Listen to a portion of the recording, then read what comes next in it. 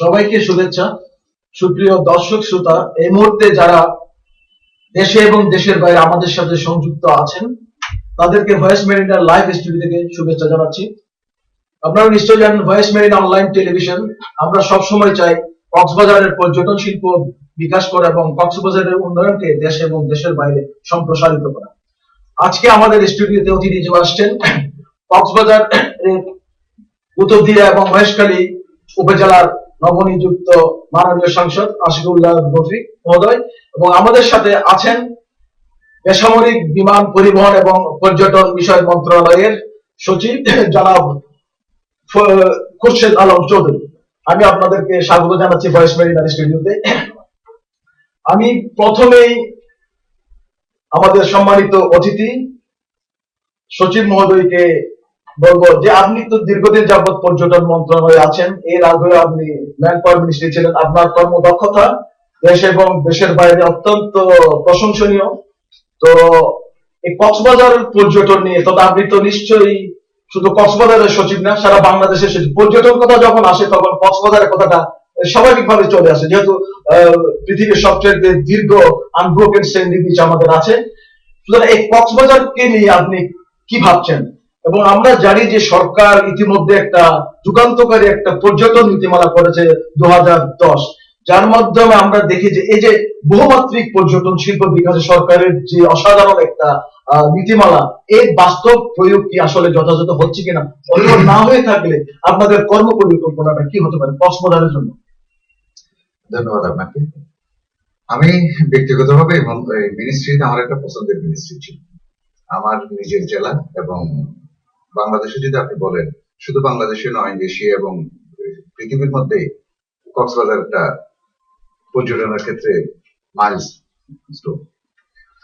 তো আমি এই মন্ত্রণালয়ে দায়িত্ব গ্রহণ করেছি সেপ্টেম্বর মাসে। আমরা পরিকল্পনা গ্রহণ করে যখনই আগাতে গেলাম তখন আমাদের জীবনে নেমে আসলো ফেব্রুয়ারি মাস 28 তারিখের পরের থেকে। এবং যেখানে প্রসার করার কথা ছিল সেখানে আমি পর্যটকদেরকে কেমন করে উদ্ধার করবো, এটি ছিল আমার প্রধান দায়িত্ব। আবার সময় কখনো ফিরিয়ে যায় না। আপনি নীতিমালা যেটি বলেছেন এটা আমাদের অবশ্যই খেয়ালে আছে এবং এটা বাস্তবায়নের জন্য যত দ্রুত সম্ভব, এই যে পরিস্থিতি এখন স্বাভাবিক আছে, আমি এটাতে হাত দেব। প্রথম যেটি আমরা চেষ্টা করব, ইতিমধ্যে ব্যবসায়ীরা অনেকেই যথেষ্ট ক্ষতির সম্মুখীন, তাদেরকে কেমনে আবার এখানে ফিরিয়ে আনা যায়। দ্বিতীয় হচ্ছে আমরা কিছু কিছু বিশেষ কর্মসূচির ব্যবস্থা করব, যাতে আমরা বলতে পারি কক্সবাজার এখন খুবই নিরাপদ এবং খুবই আকর্ষণীয় একটি জায়গা। এবং আমি বিশ্বের বিভিন্ন জায়গায় ঘুরে দেখেছি, মানুষ তার আয়ের পথটাকে কখনো যুদ্ধ করে না।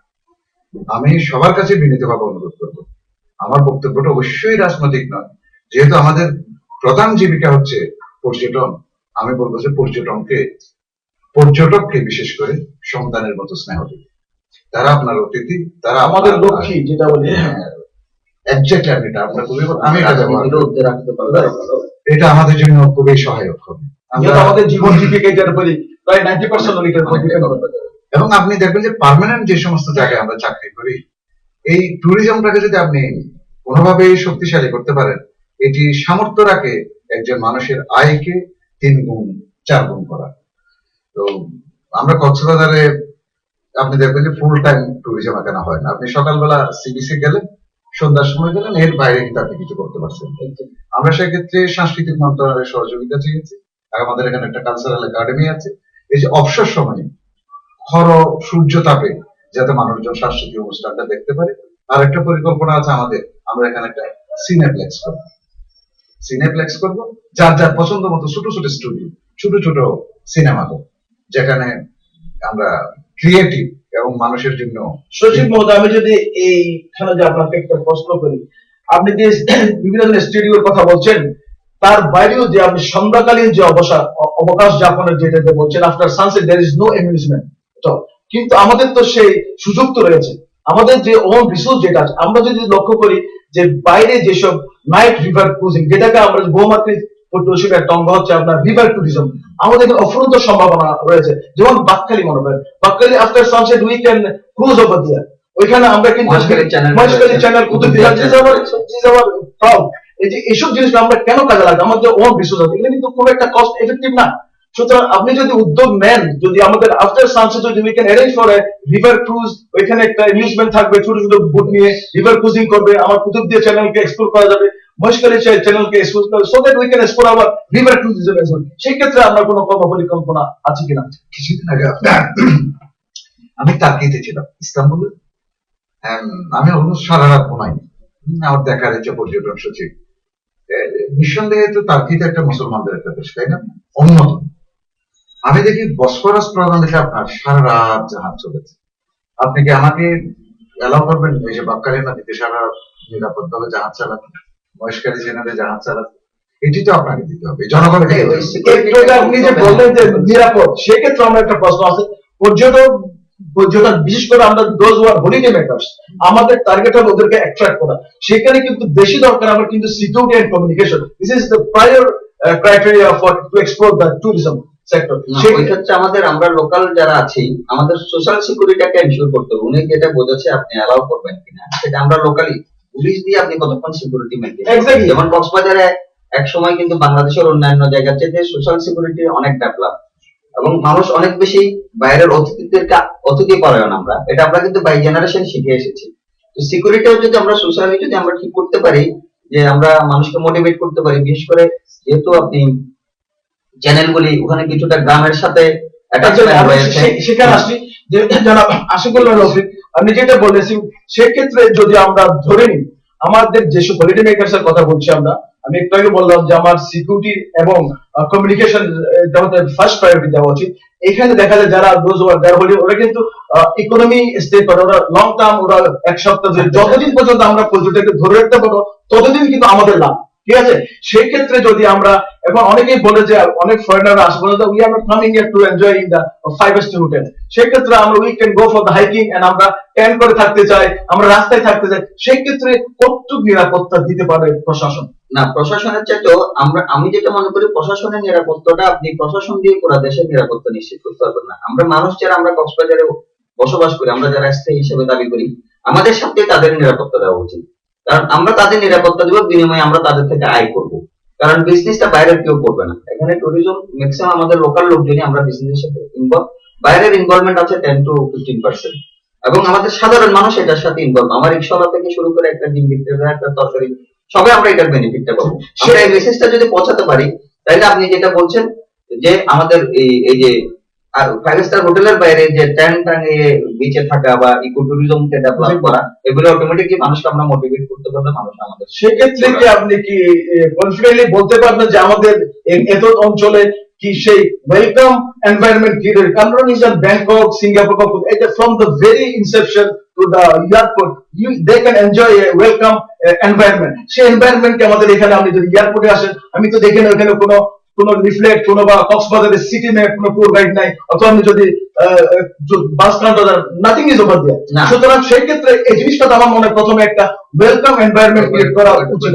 সেই ক্ষেত্রে আপনি যেহেতু নবনির্বাচিত আমাদের মাননীয় সাংসদ, সেক্ষেত্রে আপনার কোনো কর্ম পরিকল্পনা আছে কিনা? আমার মনে হয় আমাদের হাউসকিপিংটা এখানে আগে প্রথমে ঠিক ফার্স্ট আমাদের কাজ হবে, we have to create a welcome environment two attract the tourist. সেক্ষেত্রে আপনার কি আপনি দেখেন, লক্ষ্য করবেন আগে এক সময় আমাদের এখানে হোটেলগুলিতে যে ম্যানেজমেন্টটা ছিল ওইটা অনেক দুর্বল ম্যানেজমেন্ট ছিল। এখন আমাদের লোকাল ছেলেপেলেরাই কিন্তু হোটেল ম্যানেজমেন্টের উপর, ট্যুরিজম ম্যানেজমেন্টের উপর লেখাপড়া করছে।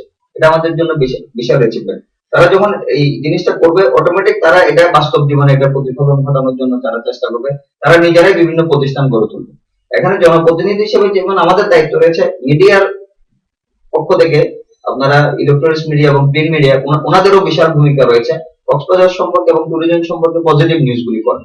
যখন পজিটিভ নিউজগুলি মানুষের কাছে পৌঁছবে, মানুষ অটোমেটিক কক্সবাজার বললে এমনি আকৃষ্ট হয়। যেমন আমরা ঢাকায় যাই, যদি যখন বলি যে আমি কক্সবাজারের ছেলে, তখন কিন্তু তারা আমাদের সাথে আগ্রহ নিয়ে কথা বলে। এটাই হচ্ছে আমাদের প্রতি মানুষের আগ্রহ।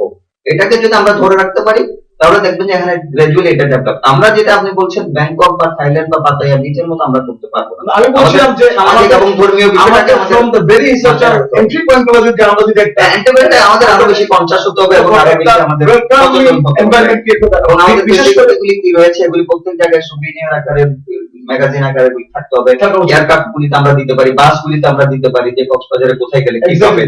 আমরা এই কক্সবাজারে ঢোকার মুখে কলাতলি পয়েন্টে আমরা মানে কোনো বিলবোর্ডের মতো করে ওখানে Exactly. আমরা রাখতে পারি যে কোথায় গেলে কি পাবে, কখন কোথায় যাবে, Exactly. কম রেটে কোথায় হোটেল পাবে, বেশি রেটে কোথায় পাবে, এই বিষয়গুলো আমরা প্রচারের মাধ্যমে, এটা পৌরসভা আছে, আমাদের জেলা প্রশাসন আছে, আমাদের জি, জনাব আশিকুল্লাহ রফিক, আপনাকে আরেকটা প্রশ্ন। আপনি তো নবনির্বাচিত নতুন প্রজন্মের একজন মেম্বার অফ পার্লামেন্ট।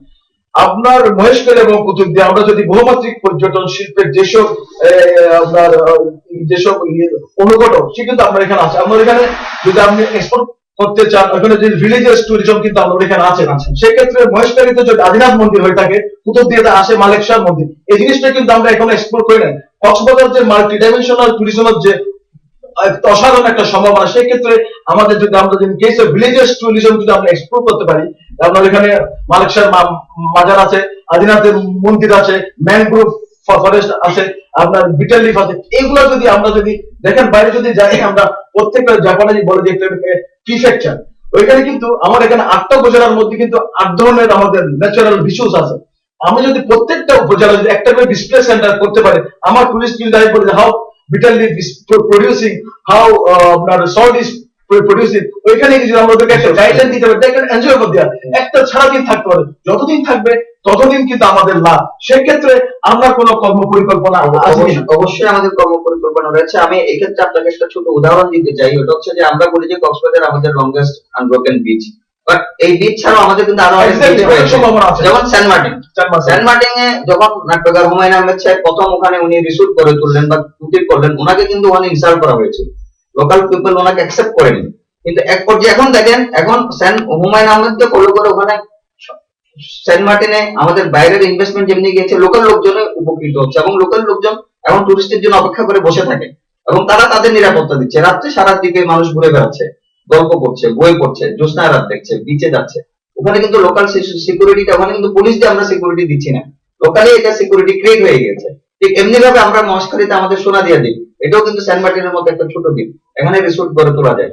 আপনার যেটা বলেছেন আপনি রেজিডেন্সের যে প্রশ্নে, ওখানে আমাদের এই আদিনাথ মন্দিরের পাশাপাশি রাখাইনদের এগোটা রয়েছে এবং তাদের তাঁত শিল্প রয়েছে, তাঁত শিল্প রয়েছে এবং মহেশখালী কিন্তু আপনি খুব রিসোর্সফুল। সারা বাংলাদেশে যে পান, আমাদের যে পপুলার পান, ওইটা মহেশখালীর পান নিয়ে কিন্তু গানও আছে এবং মহেশখালীর পানটা খুবই মিষ্টি পান এবং বাংলাদেশের লবণের সিংহভাগ আমরা উৎপাদন করি, আমরা লবণের চাহিদা মিটাই। এই ইন্ডাস্ট্রি গুলি কিন্তু মানুষ দেখতে যেত, যেটা আপনি বললেন যে বিচে কাটানোর পর মহেশখালী যাবে, মহেশখালী তার আদিনাথ মন্দির দেখবে, বুদ্ধদের মন্দিরে পেগোড়ায় যাবে, আমাদের লবণ উৎপাদন দেখবে, আমাদের চিংড়ি চাষ দেখবে, আমাদের কিন্তু অনেক ভাবে রয়েছে। সেন্ট মার্টিনের আদরে আমরা করতে পারি। আমি অলরেডি আমরা এই ব্যাপারে আমি আমাদের হস্তক্ষেপ পেয়েছি। আমার একটা কুতুবদিয়াতে কিভাবে কি রিসোর্স গুলো এই যে আপনাদের পর্যটন ওর জায়গাটাতে আমি একটু সম্পর্ক দেবো। পর্যটন আমার অনেকগুলো সেক্টর আছে। যেমন এক সময় ছিল আমরা খুব হেরিটেজের উপরে ছিলাম, এটা বিখ্যাত জায়গা, এটা দেখতে যাবে। আপনি দেখবেন যে এখন তরুণ একটা জনগোষ্ঠী আছে যারা হেরিটেজের বাজারে বিনোদন খুঁজে বেড়ায়, একেবারে নিখাদ আনন্দ খুঁজে বেড়ায়। আমি আজকে আপনার আদিনাথ মন্দির ভিজিট করে এসেছি। সিঙ্গাপুর, ফিলিপিন্সের ট্যুরিজম গুলো আমরা স্টাডি করে দেখেছি। সারা 12 বছর আপনার এখানে 12 মাসে কোনো না কোনো করছে। আপনি যদি জানুয়ারি থেকে শুরু করেন, জানুয়ারিতে শীতের শেষ এবং শীতের বেশ একটা আমেজ থাকে। ফেব্রুয়ারি থেকে ফেব্রুয়ারি, মার্চে আমাদের স্বাধীনতা দিবস, এরপরে আসে আমাদের পয়লা বৈশাখ, ইত্যাদি ইত্যাদি মিলিয়ে 27শে ফেব্রুয়ারিতে ওদের মেলা হয়। আমরা বাংলাদেশ, ইন্ডিয়া, নেপাল, শ্রীলঙ্কা আমরা একটা রিলিজিয়াস সার্কিট ট্যুরিজম করে দিই, যে ইন্ডিয়াতে যেগুলো আকর্ষণীয় আছে বাংলাদেশ থেকে যাবে, আবার ইন্ডিয়া থেকে এখানে আসতে পারে। সেক্ষেত্রে আমরা লাঙ্গলবন্দে গত বছর কিছু কাজ করেছি এবং আমরা লাঙ্গলবন্দের উপর স্টাডি করে দেখেছি হিউজ কিন্তু আপনার এই যে রিলিজিয়াস টুরিস্ট ওখানে আসতেছে। আমি 27 তারিখ আমার একটা টিম আদিনাথ আসবে এবং আদিনাথে আসবে, আদিনাথে যারা আজকে ম্যানেজমেন্টের আছে আমরা তাদের সাথে কথা বলেছি, আমরা এটাকে ইন্টারন্যাশনাল এরিয়াতে নিয়ে যাব। এই রিলিজিয়াস সার্কিট ট্যুরিজমের এই অংশটা আমরা করবো। আর একটা জিনিস হচ্ছে, এই কাজটা আপনাকে করতে হবে। আপনি ব্যবসা করবেন, সরকারের দায়িত্ব আছে লাইসেন্স দেওয়া। আপনি যাতে খারাপ কাজ করতে না পারেন এই জায়গায় আমি রেগুলেট করব, এবং আপনাকে যদি ফেসিলিটেট করা লাগে সেই অংশটা আমি করব। আপনি কক্সবাজারে কেন মানুষ দুদিনের জন্য আসবে এই প্রশ্নের জবাব কিন্তু সরকার দেওয়াটা বেশ দুষ্কর, এক্সপেক্ট করাও ঠিক না। আপনি যদি ব্যবসায়ী সেক্ষেত্রে যদি আমি বলি, সরকারের দায়িত্ব হচ্ছে অবকাঠামো ইনফ্রাস্ট্রাকচার ডেভেলপ করে দেওয়া। আমাদের যারা বিনিয়োগকারী এরা তারপর বিনিয়োগ করবে। সরকার যদি আমাদেরকে ইনফ্রাস্ট্রাকচার ফেসিলিটি না দেয়, আমার রুট, আমার সিকিউরিটি, অন্যান্য যদি লজিস্টিক সাপোর্ট না করে, এখানে তো বিনিয়োগ আসবে না। সুতরাং সরকারের প্রাইম ডিউটি হচ্ছে আমার to support the logistic infrastructure. সেই ক্ষেত্রে যোগাযোগের প্রশ্ন আছে, সিভিল, এগুলো যে ইস্যু করে এখানে তো আসবে, এখানে তো বিনিয়োগ করবে। আমি যদি বিনিয়োগ করলে আমার বিনিয়োগটা যদি আমার ক্যাপিটাল যদি সিকিউর না হয়, আমি যদি যাতায়াতের কোনো সুব্যবস্থা না থাকে, তাহলে এখানে তো বিনিয়োগকারী আসবে না। কারণ ট্যুরিজম সেক্টর এটা ওয়ার্ল্ডের সবচেয়ে প্রফিটেবল কনসার্ন। এখানে আমরা গার্মেন্টস তো আমাকে have to pay the back to back settlement, আমার তো 80% চলে যাচ্ছে, এটা কিন্তু ক্যাশ আমি আর্ন করতে পারছি। কক্সবাজার ক্ষেত্রে আমার এই ধরনের কিছু, আমরা একটু আগে যে বললেন রিলিজিয়াস ট্যুরিজমকে, এটা আসলে অপার সম্ভাবনা একটা জায়গা কক্সবাজার আছে। আমাদের যেসব রিলিজিয়াস যেসব এগুলো আছে, আপনার মাজার শরীফ, এগুলো কিন্তু দেখার মতো। এগুলো যদি আমরা আমি একটা জবাব দিই। আপনার আমেরিকাতে একজন বাংলাদেশি ভদ্রলোক থাকেন, তার স্ত্রী হচ্ছে আমেরিকা। আমার সুযোগ হয়েছে তার সাথে কথা বলার, ওনার একটা ফার্ম আছে এক্সপ্লোর বাংলাদেশ, তো 5 স্টার হোটেল এবং অবকাঠামো নিয়ে তার সাথে কথা হচ্ছে। উনি বললেন ধারণাটা চমৎকার, আপনি একবার ভেবে দেখেন যে আমি 5 স্টার হোটেল করলে করবো আমি 5,000 কোটি দিয়ে, আমি 5,000 কোটি ইনভেস্ট করতে পারবো। ট্যুরিজম বিশাল বিশাল বিল্ডিং এর উপর নির্ভর করে, এক্স্যাক্টলি ওটাই, এটা নির্ভর করবে মানুষের মনের উপরে। তো পুলিশ দিয়ে ট্যুরিজম সম্ভব না। 28 ফেব্রুয়ারির পরে আমি এই কক্সবাজার থেকে আপনার 2টি রাত নির্গম থেকে আমি 9,000 টুরিস্ট ইভাকুয়েট করেছি। আমি যত ধরনের পরিবহন ব্যবস্থা থাকা দরকার ছিল, রাইট ফ্রম দি প্লেন, এই যে জাহাজ, বাস, প্রথম আমার এখনো খেয়াল আছে আমি 20টা বাসের একটা বহর দিয়ে তাদের ইভাকুয়েশন শুরু করি। এই যে আপনি একবার ধাক্কা খেয়ে গেল এই কক্সবাজারকে আমার আবার এই যে নর্মাল একটা ট্রেন লাইনে আনতে, আমি তো এই জায়গার ছেলে হিসাবে আমি কক্সবাজার হঠাৎ করে কিছু প্রোগ্রাম দেব এবং আমি প্ল্যানিং করে, আমি সেক্ষেত্রে বিনয়ের সাথে আমি বলবো যে আপনি যদি নিজের উন্নতি চান, আপনি যদি নিজের আয়ের দিকে লক্ষ্য করেন, আপনাকেই ঠিক করতে হবে আপনার লক্ষ্যীকে, আপনার মেহমানকে আপনি কি ট্রিটমেন্ট দেবেন। আর এই যে আপনি যেটা প্রোগ্রামের কথা বললেন, আমি অসম্ভবভাবে অপেক্ষা করেছি। কোন না কোন এন্টারপ্রেনিয়ার বলবে দেখো আমি 2 দিনের জন্য 3 দিনের জন্য কক্সবাজারে এই ধরনের একটা প্যাকেজ ডেভেলপ করব, আরেকটা জায়গায় আমি আপনাকে নিয়ে যাবো। এবার যদি প্রথম আলোর আপনি এই যে জন্মবার্ষিকীর সংখ্যাটা দেখেন, আপনি দেখবেন যে বেশ কিছু বিদেশিদের ইন্টারভিউ আছে। তারা এক সময় যখন বাংলাদেশে কাজ করেছে, স্বাধীনতা যুদ্ধে কাজ করেছে, স্বাধীনতার পরবর্তী সময় আমাদের উন্নয়ন সহযোগী ছিল, কক্সবাজার সম্পর্কে তাদের এক্সাইটমেন্ট ছিল। কিন্তু এবার যখন তারা কক্সবাজার এসছে, অল আর ফ্রাস্ট্রেটেড। এবং সবচেয়ে আপনারা যে এই কাজটি আমরা ভুল করেছি, আপনি সব জায়গায় আপনি দেখবেন যখন পাহাড় আর সাগরের সমন্বয় ঘটে, পাহাড় আর সাগরের সাথে দৃশ্যমান একটা অবস্ট্রাকশন ছাড়া একটা অ্যাপ্রোচ থাকে, আমরা তো সেটা নষ্ট করি। এবং ওই যে আমি বললাম 2 দিনের প্যাকেজ, 3 দিনের প্যাকেজ, এটা আপনাকে ডেভেলপ করতে হবে। আমি সরকার হিসেবে ওই জায়গাতে এই যে আপনি যেটা বললেন নিরাপত্তার দায়িত্বটা এক্সক্লুসিভলি আমার নেওয়া দরকার, and public can share with me. ওইটাই কিন্তু আমরা এই যে টুরিস্ট পুলিশ করার এখানকার দাবি ছিল, আমরা টুরিস্ট পুলিশ করেছি। এই যে নর্মাল একটা সময় এখানে এসছে, আমি বলবো আমরা যারা কক্সবাজারের মতো জায়গায় থাকি, দ্বীপাঞ্চলে থাকি, আমরা প্রতিকূল অবস্থায় থাকি। আমার জন্য রাজনীতি যতটা প্রয়োজন তার চেয়ে বেশি প্রয়োজন আমার সন্তানের জন্য শিক্ষা, এবং তাকে শিক্ষা দানের জন্য আমার অর্থনৈতিক একটা ভিত্তি। যদি আপনারা মনে করে থাকেন যে ট্যুরিজম আপনার সন্তানকে ভরণ পোষণ দেওয়ার জন্য, খাওয়ানোর জন্য, শিক্ষা দেওয়ার জন্য এটি একটি বড় অর্থনৈতিক ভিত্তি, আপনাকেই বেছে নিতে হবে এটা সমর্থনের জন্য যা যা করা দরকার আপনি করবেন।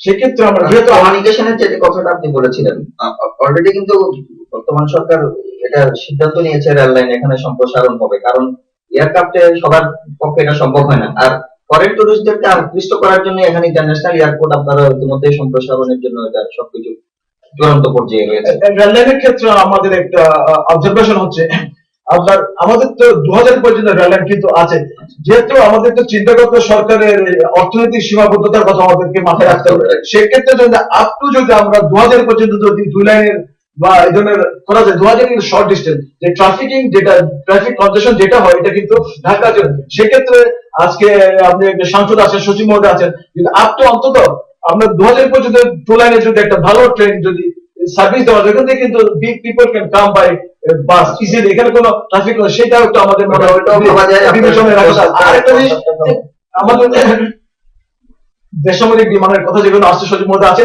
যে কক্সবাজারের দীর্ঘদিন যাবত কিন্তু আমরা বিমান, বাংলাদেশ বিমান পাচ্ছি না, যেটা অনেকটা অন্যান্য প্রাইভেট সেগমেন্টে একটু কস্টলি, যে মাস পিপলের এফোর্ড করার বাইরে চলছে। এটা কি সমস্যাটা, আমাদের বিমান কেন আমরা পাচ্ছি না কক্সবাজার? দেখেন আপনি, আমি কিন্তু আমার মিনিস্ট্রিতে এমন একটা মিনিস্ট্রি শুধু সিভিল এভিয়েশন বাদে সবটাই আমার জন্য বানাচ্ছি। এবং আমি গত বছর থেকে সরকারকে বলেছি, সরকার থেকে অনুদান দিতে চাই, আমাকে আমার মতো করে ব্যবসা করে দেন, আপনি ইন্টারফেয়ার করেন। আপনি আমার বললেন না যে 5টা টিকিট ফ্রি দেন। এই আপনারা যারা প্রাইভেট লাইনে ব্যবসা করতে এসছেন, আপনারা বলেন যে স্যার বিমান যদি কম্পিটিশনে থাকে আমাদের জন্য অসুবিধা। ইভেন দেন লাস্ট ক্রাইসিসের কারণে আমরা বিমানের ডোমেস্টিক অপারেশন শুরু করব। এবং আপনারা যে বিমানের উচ্চ ভাড়ার কথা বলছেন, আমি একবার আপনাদেরকে একটা তথ্য সমৃদ্ধ একটা রিপোর্ট করার জন্য বিমান হচ্ছে না, প্রাইভেট যেগুলো আছে আমি বলছি, ওরাও কিন্তু ব্যবসায়ী। আপনি একবার খবর নিয়ে দেখেন, এই জন্য শর্ট রোডের কারণে ওরা কিন্তু সেট অপারেট করতেছে, আর বাকি দুটো যেটা আছে তারা টার্গো প্রোপেলার অপারেট করতেছে। আমরা কিন্তু উচ্চ মূল্যের কথা বলছি, কিন্তু আপনি কি একবার ভেবে দেখবেন তাদের কস্ট যদি আপনি অ্যানালাইসিস করে দেখেন এবং ইনভেস্টমেন্টের কথা যদি ভেবে দেখেন, এটা পরিসংখ্যান দিয়ে আপনারা গেল 10 বছরে আপনি দেখেন, গেল 10 বছরে প্রাইভেট সেক্টরে পূর্বতন সময়ের তুলনায় 100 টাইমস ইনভেস্টমেন্ট বেশি বেড়েছে। শুধু আপনারা কিন্তু 3টি এয়ারলাইন্স দেখতে পাচ্ছেন। আমার হেলিকপ্টার সেক্টরে আমার বৃদ্ধি হচ্ছে 18 গুণ আগের চেয়ে, ঠিক আছে আপনার, কিন্তু এটার বাণিজ্যিক লাভ হচ্ছে রিটার্নের 0.01। আমি বলবো যে আমরা একটু ডিটেইলে যেতে হবে, যে আমি ব্যবসা করলে আমি যেটি আশা করতাম, আর একজন যিনি ব্যবসা করছেন তার জন্য আশা করি। ইভেন দেন টু তাদেরকে প্রতিযোগিতা আনার জন্য আমাদের প্ল্যান আছে। মাননীয় প্রধানমন্ত্রীর ক্ষেত্রে আমাদেরকে একেবারেই সুনির্দিষ্ট নির্দেশনা দিয়েছেন, বাংলাদেশ বিমান যাতে আভ্যন্তরীণ অপারেশনে যায় আমরা যাব। আপনার যে কক্সবাজারের যেসব পর্যটন কর্পোরেশন যেসব স্থাপনা আছে, আপনি এগুলো অনেক ওল্ড টাইপের এবং খুব একটা লাভের মধ্যে দেখছেন, সেক্ষেত্রে আপনার কোন কর্ম পরিকল্পনা আছে? কারণ অন্যান্য ব্যবসায়ীরা ব্যবসা করছে, এখানে কি সার্ভিসের অভাব, কি জিনিসটা আপনার ফাইন্ডিংসটা কি, এবং এই যে পুরানো পর্যটন এখানে কিভাবে এটাকে আপডেট করা যায়, এজন্য কোনো পর্যটনের কি আছে? পর্যটনের 3টে বিল্ডিং আছে, বৈচিত্র্য। অবশ্যই আমি সরকারি কর্মকর্তাদের কাছে সেটা আমার সীমাবদ্ধতার কথা, আমি যেটা পারেনি সেটার কথা আমি স্বীকার করে দিচ্ছি। আপনি যদি আমার শৈবালের কথাই ধরেন, অলমোস্ট 186 একরের মতো স্বাধীনতার পরের থেকে আমার হাতে ছিল, আমি কি করতে পেরেছি? 24টা রুম নিয়ে। বাট এবার আমি জানি না কতটা পারি, অনেকটা এগিয়েছি। আমরা আশা করব আপনি একজন ডাইনামিক সচিব, আমরা আপনার এই ট্রেনিং এর মধ্যে আমরা একটা ভালো শতকরা হিসাবে যদি বলেন, প্ল্যানিং এর দিক থেকে আমরা 25-26% এগিয়েছি। সিঙ্গাপুরের একটা কোম্পানি আছে যারা আপনার ভিয়েতনামে এশিয়ার মধ্যে সর্ববৃহৎ হবে, তারা একটা রিসর্ট করতেছে। আমরা এই কোম্পানির মাধ্যমে শৈবালে যে জায়গাটা আছে, এই জায়গাটা আমরা একটা কম্পোজিট ট্যুরিজম বলতে আপনি যেটি বোঝাচ্ছেন, দুপুরবেলা কি করবে, রাত্রেবেলা কি করবে, শিশুরা কি করবে, রোগীরা কি করবে, মানে প্রত্যেকেই যাতে তার বিনোদনটা পায়, এই যে কম্পোজিট একটা রিসোর্ট আমরা করার উদ্যোগ নেব। আমি সবার কাছ থেকে, তারা যখন এখানে কাজ করবে, কেউ যাতে চাঁদাবাজি না করে, অথবা আপনারা যাতে সহযোগিতা তাহলে এই সহযোগিতা। আমি আবার ফিরে আসছি সেই বহুমাত্রিক পর্যটন শিল্পে, যে আমরা দেখেছি যে বাইরে যে আমরা যেটা আমাকে বলি, আপনার নীতিমালায় আছে যে ভিলেজ ট্যুরিজম, যেটা আমাকে আমরা বলি, আমাদের অনেক গ্রাম আছে যেখানে আমরা যারা অনেক বিদেশিরা হলিডে চাই যে আমার গ্রামে যাবে, আমার কালচার দেখবে, সেই ক্ষেত্রে নীতিমালায় একটু বলা হয়েছে যে ভিলেজ ট্যুরিজমকে এনকারেজ করার জন্য, যেটাকে আমরা বাইরে হোমস্টে বলি। সেক্ষেত্রে যদি আমরা মডেল হিসাবে কয়েকটা গ্রামকে যদি এইভাবে সিলেক্ট করে দা ফরেনার বা বাইরের আমাদের বিভিন্ন জায়গার লোকজন আসবে, ওদের সাথে থাকবে এবং ওইটাকে কিছুটা যদি ধরনের ফেসিলিট করা যায়, আমাদের সাথে ঘুমাবে এবং সেই ঢেকিতে ছাটা ভাত খাবে, বিনি চালের ভাত খাবে, সে পিঠা খাবে, এই ধরনের কোন কর্ম পরিকল্পনা করা যায় কিনা? শুনেন, কক্সবাজার থেমে থাকবে সারা বাংলাদেশ থেমে। আপনি যদি গেল 2 বছরের পরিসংখ্যান নেন, আপনি দেখবেন যে কক্সবাজারের বিদেশিদের সংখ্যা কম। বগুড়া এবং অঞ্চল যদি চিন্তা করেন, আপনি কক্সবাজারের চেয়ে বিদেশি টুরিস্ট অনেক বেশি। ওই কনসেপ্টটাকে বলা হয় মাঠ হাট, মাটির উপরে ঘর। ওই যে আমি যে মহিলাটার কথা বললাম বাংলাদেশ ইকো ট্যুরিজমের মতো সাধারণ একটা গুচ্ছ 100 পরিবার 150 পরিবারের দুটো গ্রাম আছে, 3টা গ্রাম আছে, ওরা মডেল হিসেবে দুটো ঘর নির্মাণ করে পিওরলি মাটি, উপরে সোনের সামনে, অনেক জায়গায় হয়তো মাটির টাইলস, আপনি ভিতরে কিন্তু খুবই উন্নত মানের টাইলস করা আছে, মাঠ হাট। আপনার ওখানে গ্রামবাসীরা রেসিপি ডেভেলপ করে দিয়ে এবং রেসিপিটা যাতে স্বাস্থ্যকর হয়, অতি মরিচ যাতে না থাকে, অতি স্পাইস যাতে না থাকে, মাঠ হাট কিন্তু বাংলাদেশে অলরেডি চলে এসেছে।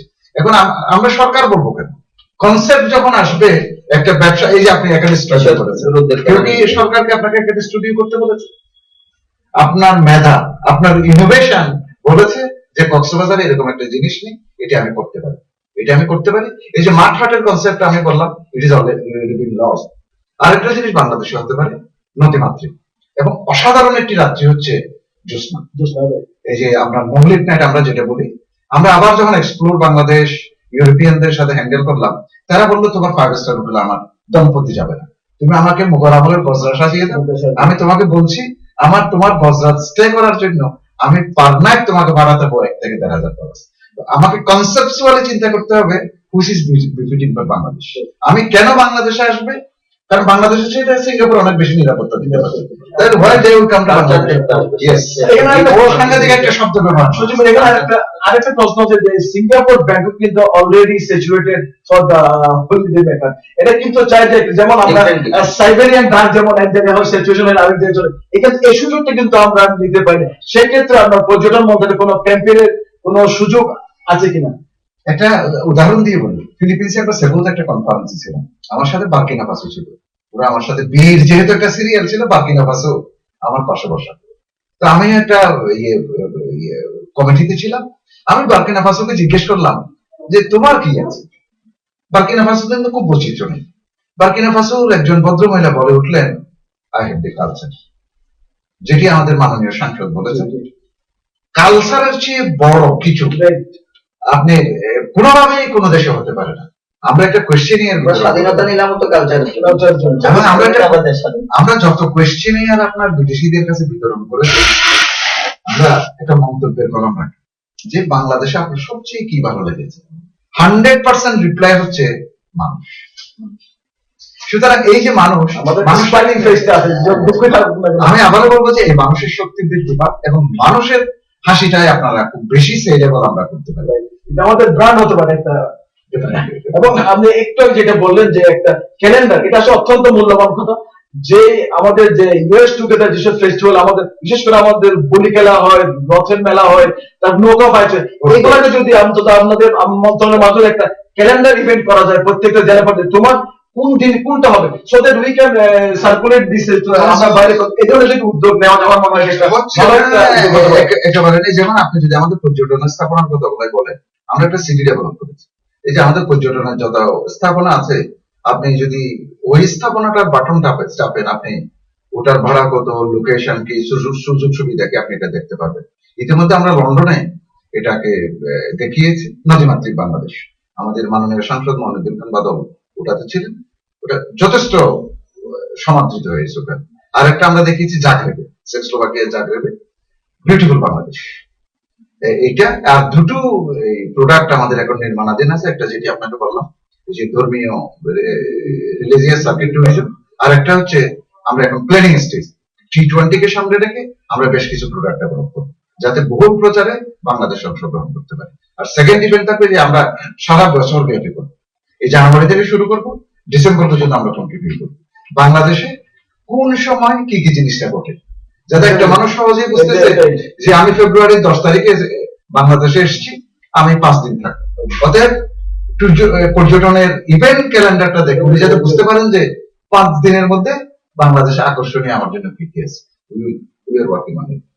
একটু প্রাসঙ্গিক না হলে, যেহেতু T20 কথা বলেছেন, আমাদের এখানে কিন্তু আমরা যেটা আমরা যে নীতিমালা যেটা আছে স্পোর্টস ট্যুরিজম যেটা আমরা বলি, যে কক্সবাজারে যে আমাদের ইন্টারন্যাশনাল ইভেন্ট হওয়ার কথা ছিল, পর্যটনের একটা মাঠ আমরা অলরেডি একটা অবকাঠামো ডেভেলপ হয়েছে, এটাকে কিভাবে আমরা কার্যকর করবো, যেহেতু এটার জন্য হয়তো আমরা লাখ লাখ পুলিশ পাবো, এখানে যারা হাজার হাজার ইনভেস্ট করেছে তারা হয়তো একটা ইকোনমিক একটা ভালো একটা মুখ দেবে। সেক্ষেত্রে আমরা আশা করবো আপনার একটা এটা হয়তো দর্শকরা জানে না যে আমাদের মাননীয় অতিথি যিনি আছেন সচিব মহোদয় এই জনপদের সন্তান, এবং আমরা আশা করব যে এখানে যাতে ইন্টারন্যাশনাল ইভেন্ট হওয়ার মতো যদি আপনার বিশেষ করে পর্যটন শিল্প বিকাশের ক্ষেত্রে এটা একটা অনন্য অসাধারণ ভূমিকা রাখবে বলে আমরা মনে করি।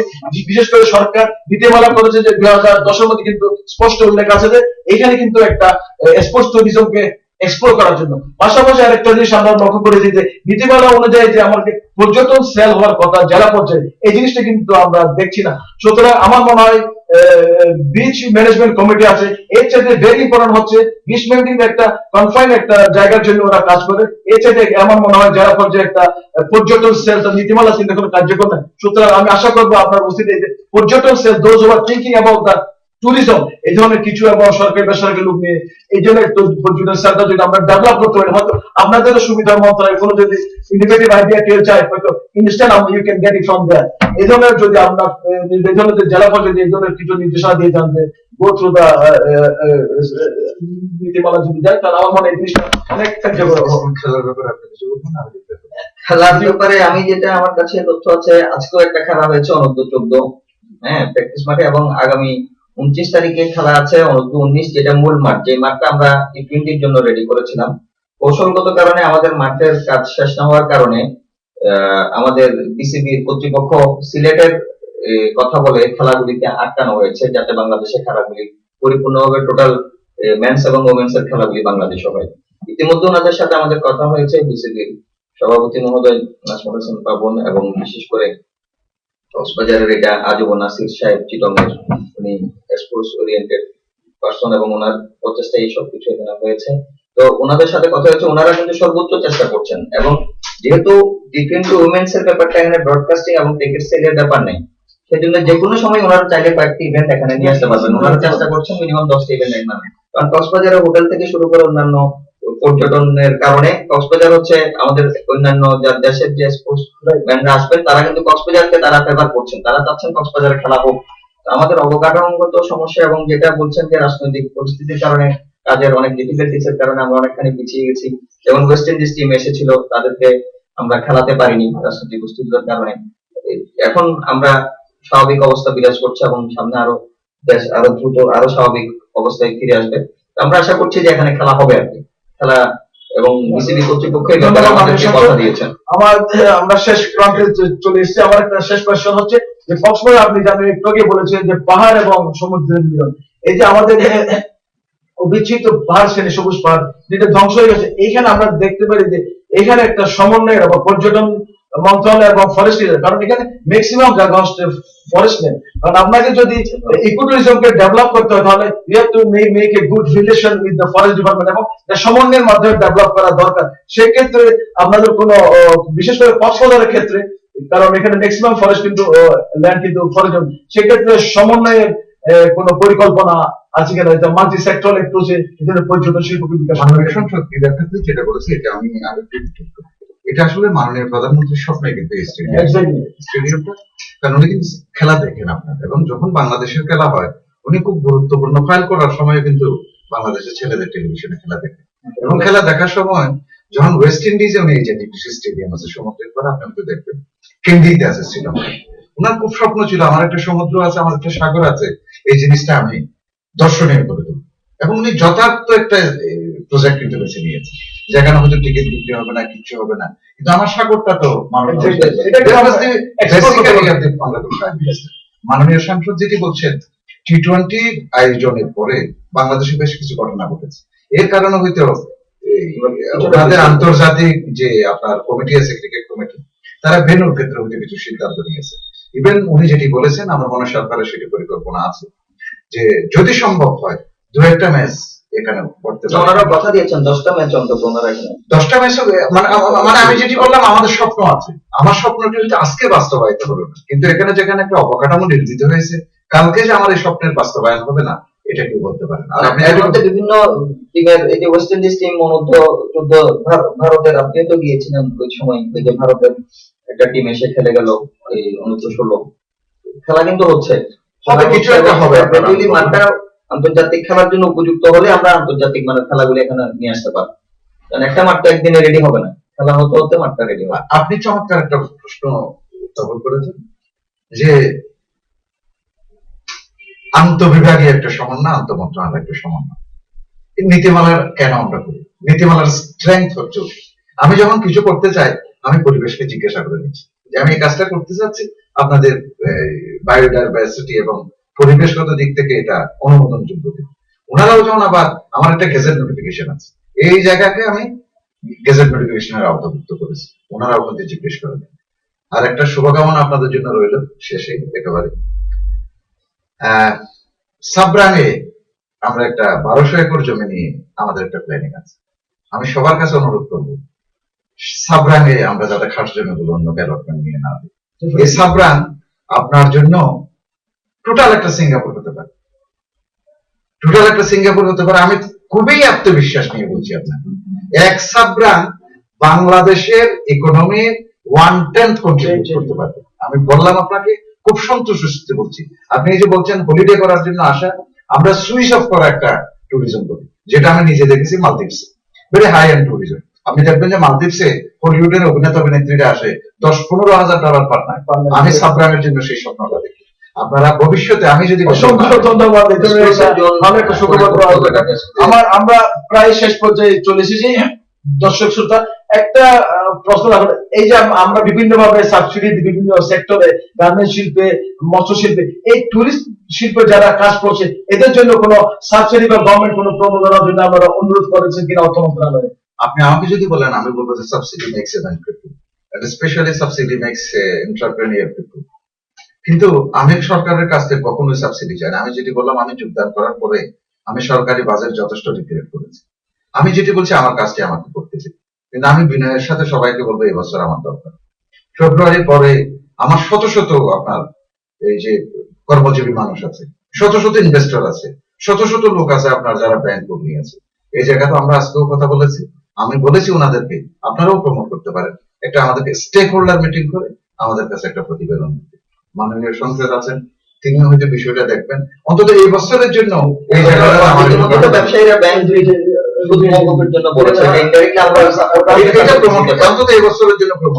অসংখ্য ধন্যবাদ মাননীয় সাংসদ এবং আমাদের মাননীয় সচিব মহোদয়কে আজকে আমাদের স্টুডিওতে আসার জন্য। সম্মানিত দর্শক শ্রোতা, এতক্ষণ আমরা বিজ্ঞ দুইজন ব্যক্তির আলোচনা শুনলাম। আমাদের সবার সম্মিলিত প্রয়াসে কক্সবাজারকে আমরা এগিয়ে নিয়ে যাব, জাতীয় বিশ্বের দরবারে কক্সবাজারকে আমরা এক্সপ্লোর করবো, যে আমাদের এই কক্সবাজার বিশ্বের অন্যতম দীর্ঘ সমুদ্র তীরে আমরা আছি, এবং আপনারা আসুন, এবং হতে পারে ভবিষ্যতে কক্সবাজার পর্যটন শিল্পের একটা ব্র্যান্ড ডেস্টিনেশন। সেই পর্যন্ত ভালো থাকুন, সুখে থাকুন, এবং আপনাদের প্রতি আমাদের কৃত্রিম ভালোবাসা হইলে বয়স মেয়ে নেশার জন্য। খুদা হাফেজ।